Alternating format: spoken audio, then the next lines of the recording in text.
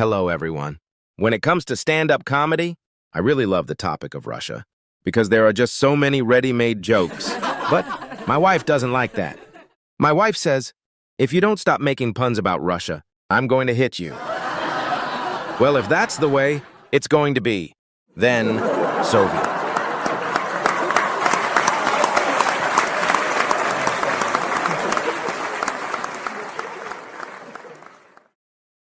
One of my favorite jokes goes like this. In Soviet Russia, a man calls the police. Comrade Commissar, I want to report that my parrot escaped. Comrade, we have more important things to do than look for your parrot, answers the policeman. I'm not expecting you to find him. Comrade, I just want you to know, I don't share his opinions.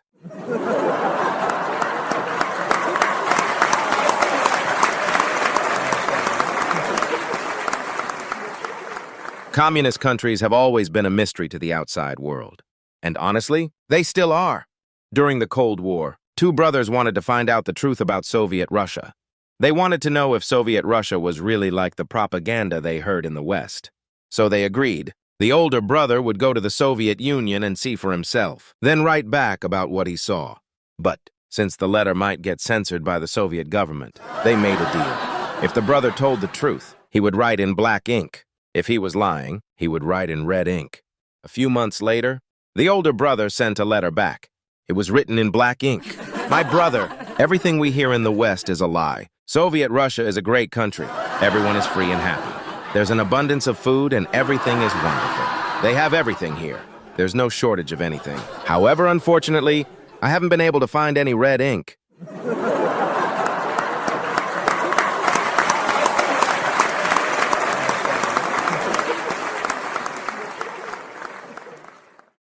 Time passed. The Soviet Union collapsed. People hoped the world would finally see a new Russia, and it kind of did. In the year 2000, Putin was elected president of Russia. The night after he was sworn in, Vladimir Putin had a dream.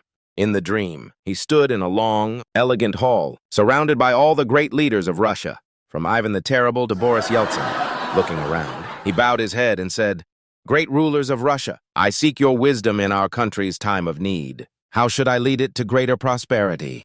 The leaders turned, looking toward a shorter man standing at the front, Joseph Stalin.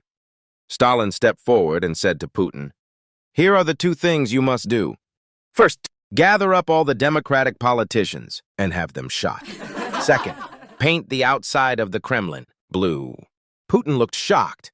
"Blue? Why would I paint the Kremlin blue?" Stalin cracked a smile and then burst out laughing. Turning to the other leaders, Stalin said, "See, I told you." He wouldn't ask about the first one.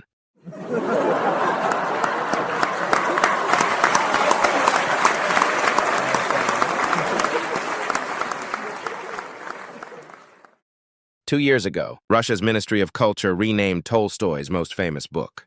Can you guess the new title? It's now called Special Military Operation in Peace.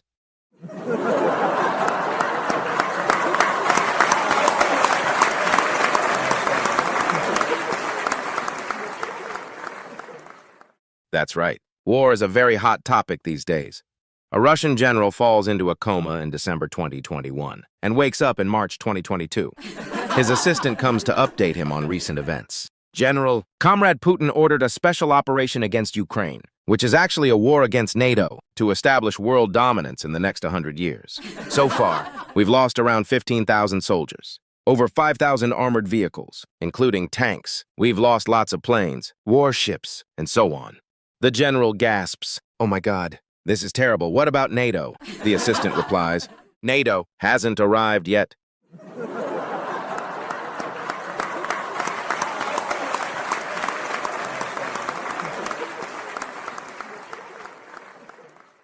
One time, Zelensky asked the U.S. president, "Why did you invade Iraq?" The U.S. president said, "Because we suspected nuclear weapons." Zelensky replied, "So why not attack Russia now?" The U.S. president answered, "Because we know that Russia has nuclear weapons."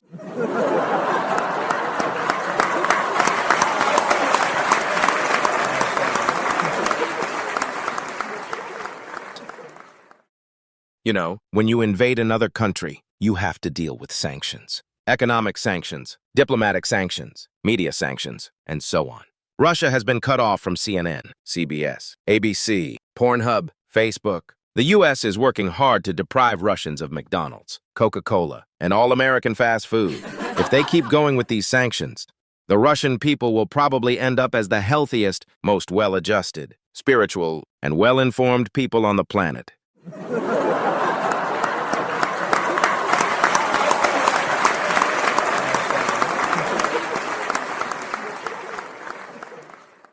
So, turns out, things aren't as bad as we thought. Maybe we're the ones who are in trouble. Putin decreed that all time zones in Russia should be unified. After this happened, the Prime Minister approached him. "Dearest Putin, I had a problem. I called my relatives in the East to wish them good night. They told me they were on the beach, enjoying the sun. Then I called my family in Kaliningrad to wish them a happy holiday, and they said the holiday was already over. And then I called Xi Jinping to wish him a happy new year, and he said, what, it's still the old year." Putin nodded sympathetically and said, "I too have had these kinds of problems. I called Prigozhin's family to offer them condolences, but it turned out we hadn't even killed him yet."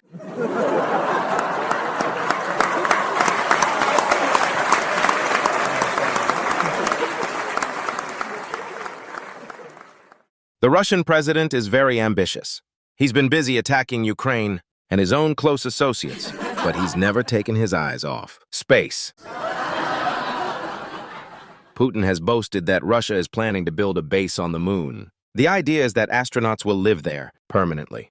When they were asked, "Do you really want to spend the rest of your lives in a barren, lifeless, empty landscape?" the Russians replied, "No, that's why we want to go to the moon."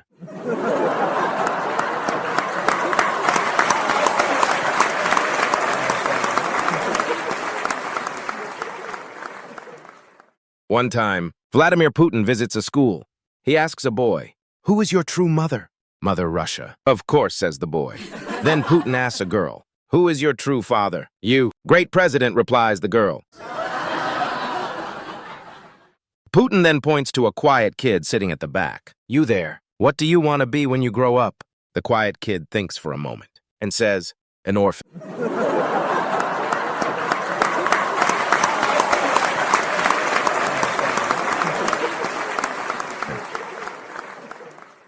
All right, let's tell a few stories outside of Russia. Otherwise, people will say I have Russophobia. The phone rings at 10 Downing Street. "Hello? Mr. Putin would like to speak with Theresa May. I'm afraid she's currently sleeping." "Very well. If she wakes up, please tell her that Mr. Putin would like to talk to her." "Will do. Thank you." Hangs up. "Wait, what do you mean? If..."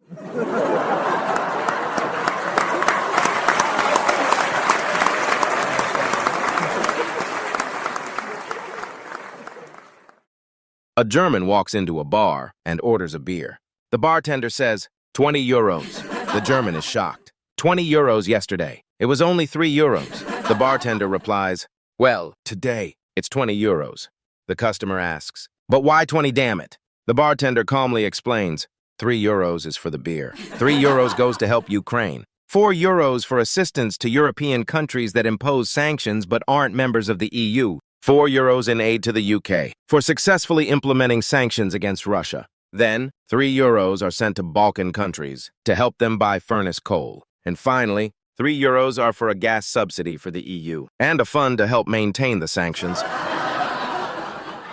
The German stays silent, takes out his wallet, and gives the bartender 20 euros. The bartender takes the money, puts it in the register, and gives him 3 euros back.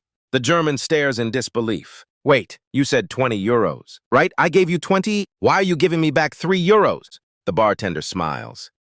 We have no beer."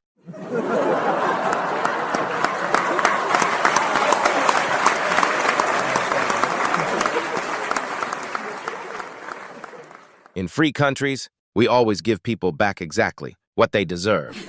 That, my friends, is the difference between dictatorship and democracy.